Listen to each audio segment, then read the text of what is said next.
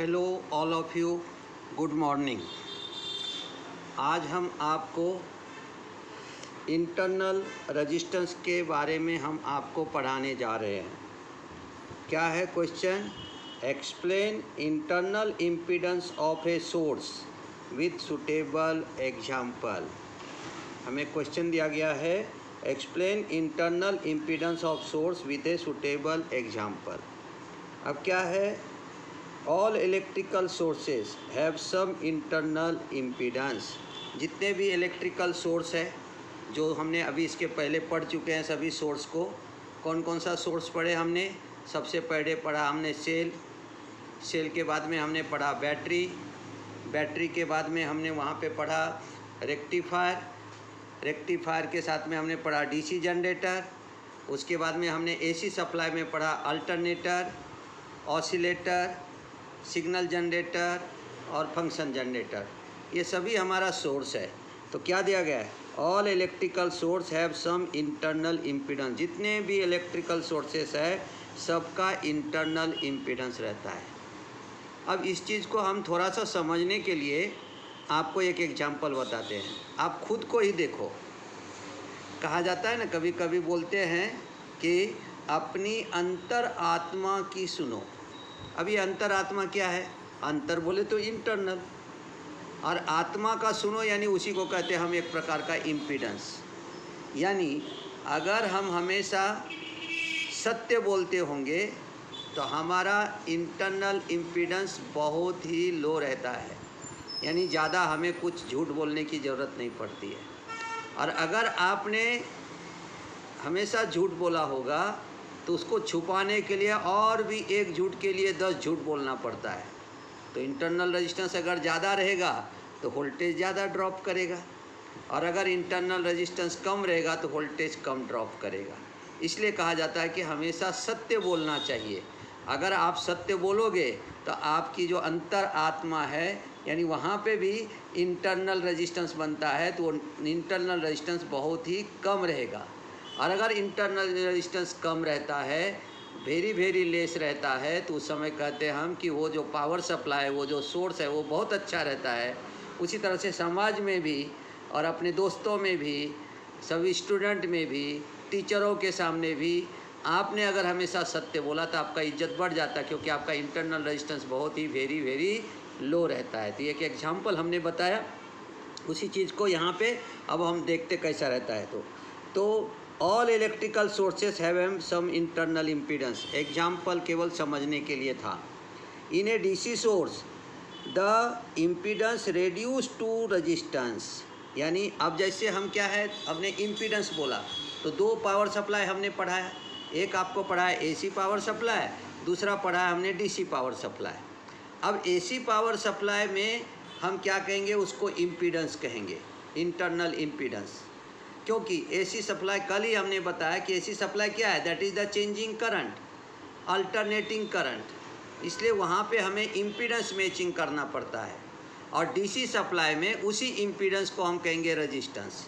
यानी अगर मैंने आपको दिखाया सेल, या हमने दिखाया आपको ये बैटरी, या हमने दिखाया आपको रेक्टिफायर या डीसी जनरेटर, ये सब में हम उसको इंटरनल रेजिस्टेंस कहेंगे। लेकिन उसी चीज़ को अगर एसी सप्लाई में जाएंगे, जैसे एसी जनरेटर ले लिया, अल्टरनेटर ले लिया, ऑसिलेटर ले लिया, फंक्शन जनरेटर ले लिया, सिग्नल जनरेटर ले लिया, तो ये सब के अंदर में हम कहेंगे उसको इंटरनल इम्पीडेंस। तो 2 चीज़ को समझो, इंटरनल रेजिस्टेंस और इंटरनल इम्पीडेंस इज नथिंग। कैसे? उसको हमें इसी तरह से ध्यान में रखना है कि हमें ये ध्यान में रखना है कि अगर आपको वहाँ पे ये जो बैटरी है ये डीसी सोर्स है, ये सेल जो है ये डीसी सोर्स है, रेक्टिफायर जो है वो डीसी सोर्स है। हम आपको रेक्टिफायर भी दिखाते, जो हमने बहुत बार दिखाया आपको, ये रेक्टिफायर है, ये डीसी सोर्स है। तो डीसी सोर्स है, डीसी जनरेटर ये भी डीसी सोर्स है, तो उसमें उसको हम इंटरनल रेजिस्टेंस कहेंगे। लेकिन वही अगर अल्टरनेटर है या एसी जनरेटर है या ऑसिलेटर है, या आपको वहाँ पे जा कर के अगर हम फंक्शन जनरेटर कहेंगे या सिग्नल जनरेटर कहेंगे, तो उसमें वहाँ पे रहेगा इंटरनल इम्पीडेंस। तो शॉर्ट में ये ध्यान में रखना है कि हम एसी पावर सप्लाई के लिए यूज़ करते हैं इंटरनल इम्पीडेंस और डीसी सप्लाई के लिए यूज़ करते हैं इंटरनल रेजिस्टेंस। इसलिए आपको ये सेकंड पॉइंट देखो क्या दिया है, in DC source the impedance reduce to resistance due to this internal impedance the source does not behave ideally. Internal resistance के कारण आइडियल सोर्स वो काम नहीं करेगा, आइडियली काम नहीं करता, इसलिए कहा गया है कि आइडियल सोर्स के जैसा काम नहीं करेगा। इसलिए कहा गया है कि due to the internal impedance the source does not behave ideally. When the voltage drop in the internal resistance, when a voltage source supply power to the load, क्या बोला, when voltage drop in the internal resistance. और second point देखो, when the voltage source supply due to the load its terminal voltage drop, this is due to the voltage drop in the internal resistance। क्या कहते हैं कि जब हम supply voltage को लगाएंगे, समझ लो ये हमारा 9 वोल्ट का बैटरी है, ये आपको हमने दिखाया ये 9 वोल्ट की बैटरी है। अब ये बैटरी ने कितना दिया, 9 वोल्ट, लेकिन हमने ये बैटरी से यहाँ से लिया, ये लिया प्लस और यहाँ से ले लिया हमने माइनस, और इसको ले जा कर के हमने इधर लोड से कनेक्ट किया, इसको हम RL कह देते हैं, और यहाँ से हमने पॉजिटिव लिया, यहाँ से हमने निगेटिव लिया, ये पॉजिटिव और ये निगेटिव है। और जब यहाँ वोल्टेज मीटर से गिनने जाएंगे, अगर ये वोल्टेज हमारा हो गया 8.5 वोल्ट, तो 0.5 वोल्ट कहाँ गया, तो यहाँ पे रहता है इंटरनली रेजिस्टेंस, जिसे कहते हैं इंटरनल रेजिस्टेंस, यहाँ रहता है। इसका मतलब क्या, ये साइन हमने दिखाया जो कि ये सेल के अंदर में जो हमारा यहाँ पे रहता है, आपको केमिकल रिएक्शन होती है उसके कारण, या इलेक्ट्रोड रहता है या इलेक्ट्रोलाइट रहता है, उसके कारण जो रेजिस्टेंस बनता है उसे कहते हैं हम इंटरनल रेजिस्टेंस, आएंगे आगे चल करके। तो ये जो रहता है इसे हम कह देंगे RS और इसे कह देंगे RL। तो 0.5 वोल्ट इसने ड्रॉप कर लिया, क्योंकि ये दो रजिस्टर है सीरीज में। जब ये सीरीज में रहते हैं तो उस समय करंट रहता है सेम, लेकिन voltage drop across each resistor are different. ये 0.5 वोल्ट किसने ड्रॉप किया, तो ये RS ने ड्रॉप किया, इसलिए आपको ये वर्ड दिया गया है। देखो यहाँ से ये पॉइंट को पूरा देखते फिर से एक बार, due to this internal impedance source does not behave ideally. क्यों, when the voltage drop in the internal resistance, उस समय वोल्टेज ड्रॉप इंटरनल रेजिस्टेंस से हो जाता है। उसी पॉइंट को आगे बढ़ाया, when the voltage source supply power to the load, load को दिया, ये लोड है हमारा, ये वोल्टेज सोर्स है, यहाँ से 9 वोल्ट सप्लाई हमने इसको दिया, तो जैसे ही आपने वोल्टेज दिया उसको, इट्स टर्मिनल वोल्टेज ड्रॉप, ये टर्मिनल वोल्टेज ड्रॉप हो गया, कितना हो गया 8.5 वोल्ट। मैंने यहाँ पे एक एग्जांपल लिया है, this is due to the voltage drop in the internal resistance, वो हो गया इंटरनल रेजिस्टेंस के कारण ड्रॉप हो गया, क्योंकि इंटरनल रेजिस्टेंस और लोड रेजिस्टेंस सीरीज में रहता है, इसलिए यहाँ से करंट जो है वो सेम पास होगा, क्योंकि अभी आपने वोल्टेज सोर्स दे दिया, ये हो गया हमारा V। तो हम क्या बताए आपको formula, I = V/R, Ohm's law के हिसाब से। तो I दोनों रेजिस्टेंस में सेम रहेगा क्योंकि वो सीरीज में है, लेकिन वोल्टेज दोनों का अलग अलग रहेगा, इसलिए वोल्टेज ड्रॉप अलग रहेगा। जैसे यहाँ पे बोलेंगे VRS = I × RS, ये हो गया I × RS। और अगर हमने VRL लिया, VRL यानी लोड रेजिस्टेंस का, तो हमारा आ जाएगा I × RL। तो इस तरह से हमारा ये दोनों पॉइंट आप देखो कि इस तरह से वोल्टेज ड्रॉप होता है, तो करंट रहेगा सेम एंड वोल्टेज ड्रॉप रहेगा डिफरेंस। ये हमने ओम्स लॉ से आपको ये बताया। इसी पॉइंट को और क्लियर करते देखो,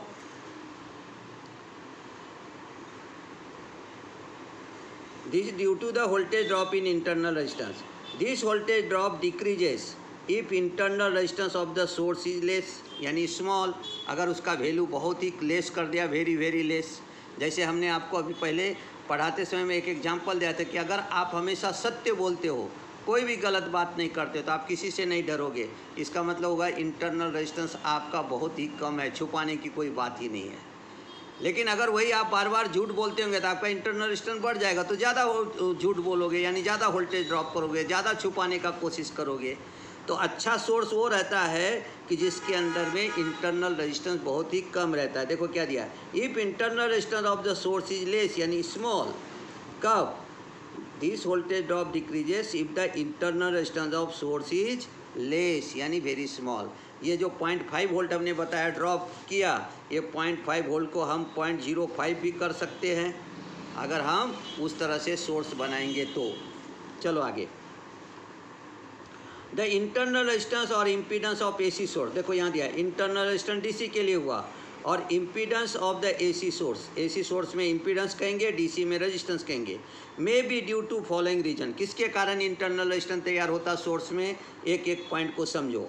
the resistance of electrolyte between the electrode in case of cell, अब ये सेल है, ये सेल के अंदर में आपका इलेक्ट्रोड है, इस इलेक्ट्रोड के अंदर में जो इलेक्ट्रोलाइट तैयार होगा उसके कारण इंटरनल रेजिस्टेंस तैयार होता है। देखो क्या दिया है, resistance of electrolyte between the electrode in case of cell, जो इलेक्ट्रोलाइट रहेगा यहाँ पे इलेक्ट्रोड के बीच में, उसके कारण यहाँ पे इंटरनल रेजिस्टेंस तैयार होता है। किसके अंदर में, सेल के अंदर में। या दूसरा हम ले लेंगे बैटरी, बैटरी के अंदर में, अगर आपको बैटरी है तो बैटरी में भी हमने इलेक्ट्रोड यूज किया है और साथ में इलेक्ट्रोलाइट है वहाँ पे, तो ड्यू टू इन इलेक्ट्रोड के बीच में जो इलेक्ट्रोलाइट है उसी के कारण वहाँ पे तैयार होता है internal impedance. The output impedance of transistor और वैक्यूम ट्यूब और डायोड इज एन ऑसिलेटर और signal generator and the register. देखो पहले उसके पहले एक और पॉइंट देख लेते। इन case of an alternator, DC generator, AC generator, resistance of the armature winding, ये लो, ये मैंने कल दिखाया था आपको कि हम ये कॉइल लिया, इसको हम यहाँ पे नाम देंगे आर्मेचर, ये आर्मेचर की वाइंडिंग बन गई। इसका जो इंटरनल रेजिस्टेंस रहेगा उसके कारण, इसका जो ये वायर जो रहता है कॉपर वायर, उसके कारण उसका रेजिस्टेंस तैयार होता है जिसे कहेंगे इंटरनल रेजिस्टेंस। देखो second point, in case of an alternator और डीसी जनरेटर और AC generator the resistance of the armature winding, armature winding के कारण जो रेजिस्टेंस तैयार होता है उसे कहते हैं हम वहाँ पे इंटरनल रेजिस्टेंस। अब आ जाओ नेक्स्ट पॉइंट में, आउटपुट इम्पीडेंस ऑफ ट्रांजिस्टर। जैसे हमने आपको बताया था पहले ट्रांजिस्टर रहता है, ये ट्रांजिस्टर है, ट्रांजिस्टर के अंदर में ये मैंने पावर ट्रांजिस्टर लिया है, इसके पहले भी हमने आपको ये पावर ट्रांजिस्टर दिखाया है। ये पावर ट्रांजिस्टर के कारण, उसके बाद आपको बोला है उन्होंने जैसे वैक्यूम ट्यूब है, ये हमने आपको वैक्यूम ट्यूब दिखाया था, ये वैक्यूम ट्यूब, उसी के साथ में हमने वहाँ पे दिया है डायोड, ये देखो ये है आपका डायोड, ये डायोड है, यहाँ पे देखो ये डायोड है, ये डायोड है, डायोड में ये आपको सिल्वर कलर का रिंग दिखता है, ये कैथोड रहता है, ये एनोड रहता है, जो हमने उस दिन रेक्टिफायर में आपको दिखाया था, एक वीडियो में है आपको। और उसके बाद में देखो ये भी ब्रिज रेक्टिफायर डायोड दिखाया था, ये ब्रिज रेक्टिफायर डायोड है। तो हमारा वैक्यूम ट्यूब हो या डायोड हो, ये ब्रिज डायोड है, ये आपको रेक्टिफायर डायोड है, ये भी ब्रिज रेक्टिफायर डायोड है, ये ट्रांजिस्टर है। तो यहाँ क्या दिया, output impedance of the transistor और वैक्यूम ट्यूब और diode is an oscillator and signal generator and rectifier. तो ये सब के अंदर में, ये सब के कारण हमारा वहाँ पे तैयार हो जाता है इंटरनल रेजिस्टेंस। तो ध्यान में रखो क्या कहेंगे हम कि इंटरनल रेजिस्टेंस हमारा ऑसिलेटर में किसके कारण तैयार होगा, ट्रांजिस्टर के कारण तैयार होगा, या नहीं तो वहाँ पे वैक्यूम ट्यूब लगा होगा, पहले वैक्यूम ट्यूब लगता था अब नहीं लगता है, उसके कारण होगा, डायोड के कारण होगा, या नहीं तो मैंने अभी ब्रिज रेक्टिफायर का मॉड्यूल दिखाया था उसके कारण होगा, उसके कारण वहाँ पे इंटरनल रेजिस्टेंस तैयार होता है। अब क्या देखेंगे हम, इंटरनल रेजिस्टेंस किससे तैयार होता है, वो 3 पॉइंट आपके ध्यान में आ गएंगे। पहला ध्यान में आया कि इलेक्ट्रोलाइट बिटवीन द इलेक्ट्रोड, उसके कारण बैटरी और सेल में हमारा तैयार हो जाता है इंटरनल रेजिस्टेंस।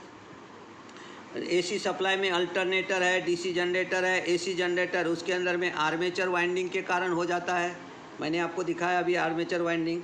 और ऑसिलेटर के अंदर में आउटपुट इम्पीडेंस ट्रांजिस्टर का, या नहीं तो वैक्यूम ट्यूब का, या नहीं तो डायोड का जो लगाए होंगे वहाँ पे, उसके कारण आपको वहाँ पे इंटरनल रेजिस्टेंस तैयार होता है।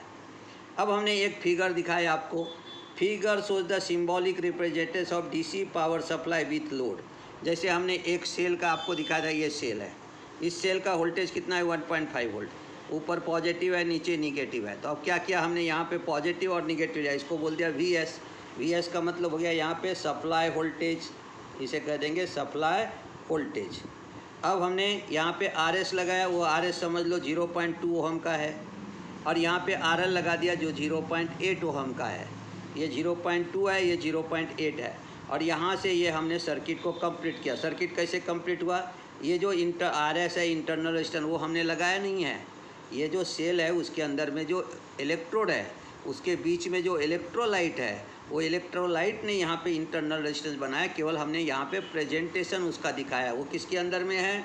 सेल के अंदर में जो हमारा इलेक्ट्रोड है उसके अंदर में जो इलेक्ट्रोलाइट रहता है वही इलेक्ट्रोलाइट वहाँ पे तैयार करता है इंटरनल रेजिस्टेंस, और वो वहाँ से आ करके आपको RL को मिला, RL से होकर के चला गया निगेटिव बैटरी को, तो सर्किट कंप्लीट हो गई। अब ये करंट डायरेक्शन आपको मालूम होगा, इसके पहले ही पढ़ा दिया हूँ मैंने। ये करंट डायरेक्शन है पॉजिटिव टू निगेटिव। देखो ये पॉजिटिव है, ऐसे आकर के ऐसे चला गया निगेटिव, तो ये हो गया कन्वेंशनल करंट। वैसे भी हमने बार बार बोला कि conventional current flow from positive terminal to the negative terminal, हमेशा बार बार में यही कन्वेंशनल करंट दिखेगा। लेकिन conventional current is nothing, it is the considerable current. ये हमारा कंसिडरेबल करंट रहता है, और ये जो करंट है ये हम कंसीडर करते हैं। एक्चुअल करंट क्या रहता है? निगेटिव टू पॉजिटिव, लेकिन डायग्राम में हम हमेशा दिखाते हैं उसको positive to negative, that is the conventional current, and current flow from negative to positive, that is known as electrical current. Actual current is the electrical current, that is known as flow of free electron.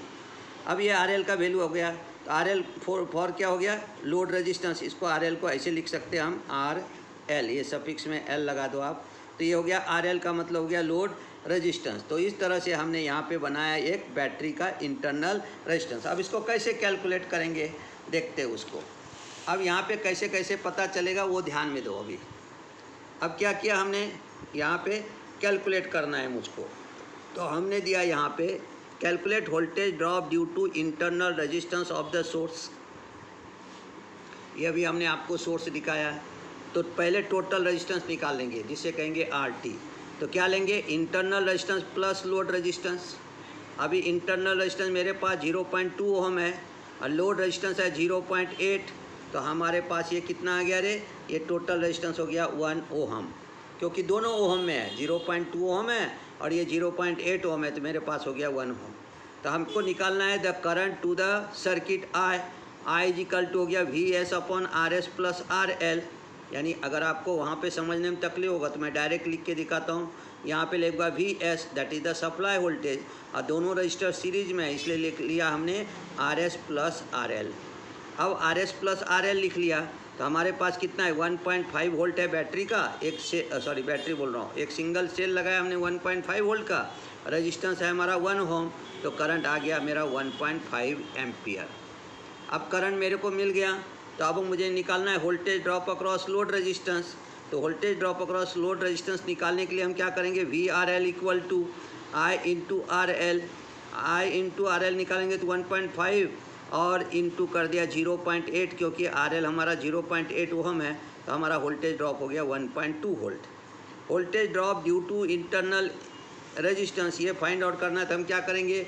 VRS equal to VS minus VRL equal to 1.5 volt minus 1.2 volt, that is equal to 0.3 volt.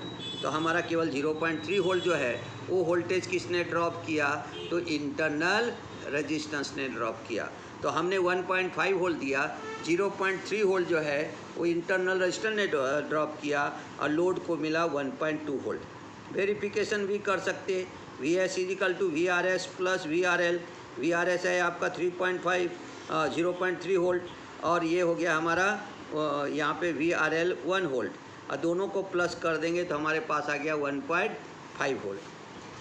दूसरा verification देख सकते हो आप कि VRS is equal to क्या हो जाएगा? I into R S का मतलब हो गया 1.5 इंटू 0.2 यहाँ पे आ गया, तो हमारा कितना हो गया? 0.3 वोल्ट। अब ये जो हमारा यहाँ पे है I कितना है? 1.5 एम्पियर हमने फाइंड आउट किया है। ये कितना है हमारा? 0.2 ओम है, इसलिए जब मल्टीप्लाइड करेंगे तो मुझे मिल गया यहाँ पे 0.3 वोल्ट। ये हमारा एम्पियर में है, 1.5 एम्पियर है, और ये हमारा ओम में है, तो हमारा यहाँ पे वोल्ट मिल गया 0.3 वोल्ट। तो हम वेरिफिकेशन करके भी फाइंड आउट कर सकते, दोनों तरीके से आप फाइंड आउट कर सकते हो। अब क्या दिया है आपको? In the circuit open circuit voltage 1.5 volt. अब ओपन सर्किट का मतलब क्या हुआ कि हम लोड नहीं लगाएंगे इसको, अगर आपने इसको लोड नहीं लगाया, जैसे मैंने यहाँ पे दिखाया था, ये हमारा एक सर्किट हमने आपको दिखाया था, और यहाँ पे अगर हमने लोड नहीं लगाया तो क्या होगा? लोड नहीं लगाओगे आप, तो लोड नहीं लगाओगे तो क्या रहेगा? ओपन सर्किट वोल्टेज रहेगा वो। ये देखो लोड नहीं लगाया, ये दोनों टर्मिनल हमारे बाहर है, देख लो यहाँ पे। तो यहाँ पे 9 वोल्ट है, तो यहाँ भी कितना रहेगा? 9 वोल्ट ही रहेगा, क्योंकि इसको लोड ही नहीं है। इसका एक सिंपल एग्जांपल है, आपके जेब में 100 रुपीज़ है, आप मार्केट गए और घूम करके वापस आए, कोई चीज़ आपको पसंद नहीं आया, आपने ख़रीदा ही नहीं। जब ख़रीदा ही नहीं तो वहाँ पे क्या होगा? जितना लेके गए थे उतना ही रहेगा। वैसे यहाँ पे लोड नहीं है तो आपका वोल्टेज यहाँ 9 वोल्ट है, तो यहाँ पे 9 वोल्ट ही रहा है ना। तो कहने का मतलब ये है कि ये यहाँ पे ओपन सर्किट वोल्टेज उतना ही रहेगा। उस एग्जांपल में हमने सेल लिया है, सेल का वोल्टेज रहता है 1.5 वोल्ट। अगर 1.5 वोल्ट है तो हमारा यहाँ पे क्या रहेगा? In this circuit open circuit voltage 1.5 volt and load voltage VRL is equal to 1.2 volt, है ना। तो यहाँ पे ओपन सर्किट 1.5 हुआ और लोड का वोल्टेज हो गया 1.2 volt. Therefore we say that the voltage drop across load resistance of a source is less than the open circuit voltage। इसलिए लोड के अक्रॉस जो वोल्टेज रहेगा वो हमेशा जो है वो आपको लेस रहेगा, किससे? ओपन सर्किट वोल्टेज से। जैसे मैंने अभी आपको दिखाया कि यहाँ पे 1.59 मैंने 9 वोल्ट का बैटरी लिया था। यहाँ पे जब हमने 9 वोल्ट का बैटरी लिया था तो हमने आपको बताया कि इसको एक लोड लगाया, और लोड ने क्या किया? लोड के अक्रॉस जब मैं वोल्टेज गिनने गया और जब देखा, हमने मेजर किया तो मुझे मिल गया 8.5 वोल्ट। तो भाई 9 वोल्ट दिया, 8.5 मिल गया, तो 0.5 कहाँ गया? ये इंटरनल रेजिस्टेंस ने ड्रॉप किया। और इसीलिए ये सेंटेंसेस को ध्यान में रखो, क्या दिया है यहाँ पे देखो, therefore we say that the voltage across load resistance of source is less than open circuit voltage. Open circuit voltage से वो हमेशा कम रहता है। Due to voltage drop across internal resistance, वो कम क्यों रहता है? तो डिपेंड करता है voltage drop across internal resistance. तो इस तरह से हमारा ये जो है, ये हमारा आज का वीडियो था, जिसमें हमने आपको पढ़ाया यहाँ पे explain the internal impedance of source with the suitable example. ध्यान क्या क्या रखना है, शॉर्ट में थोड़ा सा फिर से एक बार रिपीट कर देता हूँ। क्या ध्यान में रखना है कि इंटरनल रेजिस्टेंस जो है, ये वर्ड हम डीसी सप्लाई के लिए यूज़ करते हैं। इंटरनल इम्पीडेंस, ये वर्ड हम एसी पावर सप्लाई के लिए यूज़ करते हैं। इंटरनल इम्पीडेंस या इंटरनल रेजिस्टेंस यह कहाँ से तैयार होता है? तो सेल के अंदर में जो हमारा इलेक्ट्रोड रहता है, उसके बीच में जो इलेक्ट्रोलाइट यूज करते हैं, उसके कारण वहाँ पे तैयार होता है इंटरनल रेजिस्टेंस। क्योंकि सेल जो है ये डीसी पावर सप्लाई है, बैटरी जो ये डीसी सप्लाई है। जब हम यहाँ पे देखते हैं इन केस ऑफ अल्टरनेटर, यानी अल्टरनेटर बोलो या डीसी जनरेटर बोलो या एसी जनरेटर बोलो, वहाँ पे जो हमारा कॉइल रहता है उसका आर्मेचर वाइंडिंग रहता है। जैसे मैंने एग्जांपल के लिए दिखाया, ये आर्मेचर वाइंडिंग रहता है। इसका जो इंटरनल रेजिस्टेंस रहता है कॉपर वायर का, वही तैयार करता है वहाँ पे इंटरनल रेजिस्टेंस। उसके बाद अगर हमने देखा वहाँ पे क्या कि ट्रांजिस्टर है, अपना ऑसिलेटर है, या फंक्शन जनरेटर है, या हमारा सिग्नल जनरेटर है, तो वहाँ पे इंटरनल इम्पीडेंस किसके कारण तैयार होता है? तो वहाँ तैयार होता है ट्रांजिस्टर के कारण, या वैक्यूम ट्यूब पहले ज़माने में लगता था, वैक्यूम ट्यूब के कारण, या डायोड के कारण, या आजकल के एसएमडी पावर सप्लाई बनते हैं एसएमपीएस के अंदर में, स्विच मोड पावर सप्लाई। जब समय आएगा तो वो भी पढ़ाएंगे। तो उस समय वो उसके कारण वहाँ पे इंटरनल रेजिस्टेंस तैयार होता है। अब लास्ट पॉइंट ये देखना है हमको कि जो ओपन सर्किट वोल्टेज रहता है वो सप्लाई वोल्टेज रहता है। जितना सप्लाई वोल्टेज, जैसे एक सेल का वैल्यू 1.5 वोल्ट है तो ओपन सर्किट वोल्टेज 1.5 वोल्ट ही रहेगा।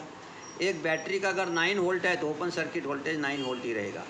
लेकिन लोड वोल्टेज हमेशा कम रहता है। जैसे यहाँ पे हमने एग्जांपल में लिया था तो हमारा लोड वोल्टेज 1.2 वोल्ट हुआ, या जैसे मैंने आपको 9 वोल्ट बैटरी का एग्जांपल दिखाया हूँ, वहाँ पे आपने देखा 8.5 वोल्ट था। यहाँ पे 0.3 वोल्ट ड्रॉप किया इंटरनल रेजिस्टेंस ने, और वहाँ पे बैटरी जो 9 वोल्ट का था उसमें 0.5 वोल्ट ड्रॉप किया इंटरनल रेजिस्टेंस ने। इसलिए कहा गया है कि we say that voltage across load resistance of the source is less than the open circuit voltage. और इसलिए हमको जो है वहाँ पे जो लोड के अक्रॉस जो भी वोल्टेज रहेगा वो हमारा हमेशा जो है जो हमारा सोर्स है उससे कम वोल्टेज रहेगा। और वो क्यों रहता है? तो due to the voltage drop across internal resistance for DC supply और internal impedance for AC supply. तो आज के लिए बस इतना ही। आप इसको समझिए और ज़रा वीडियो को देखिए। अगर आपको अच्छा लगे तो उसको आप शेयर कीजिए, साथ में लाइक कीजिए और सब्सक्राइब कीजिए। इस तरह से अगले चैप्टर में, आज के लिए इतना ही, धन्यवाद। और अगले चैप्टर में हम आपको पढ़ाने जा रहे हैं प्रैक्टिकल वोल्टेज सोर्स, जो प्रैक्टिकली करके दिखाएंगे कि कैसा वर्क करता है। तो हम आपको ओपन सर्किट का वोल्टेज दिखाएंगे और उसके बाद में ओपन सर्किट का वोल्टेज दिखाएंगे और लोड लगा करके भी दिखाएंगे और फिर उसका कैलकुलेशन भी बताएंगे। तो इस तरह से हमारा आज का यहाँ पे ये ख़त्म हो गया है। तो धन्यवाद।